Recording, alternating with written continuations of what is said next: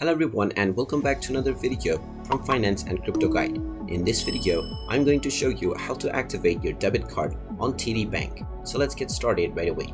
First of all, open up your web browser and then in the address bar type in td.com and press enter.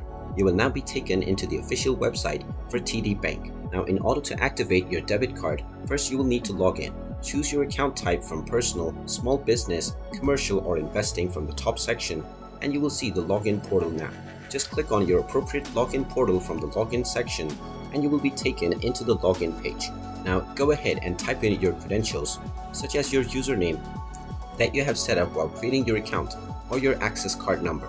You can then enter your password underneath within your password box and click on the login button and now you will be logged into your account, after which you can simply hover over to your cards menu and within the credit cards option you will see the activate card button. You can click on this button and proceed forward with your credentials and your card will be activated on TD Bank right away.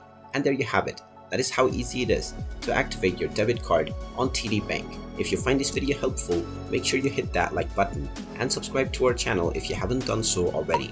Also ring that notification bell to never miss another update from us. Thank you for watching and I will see you again in the next video.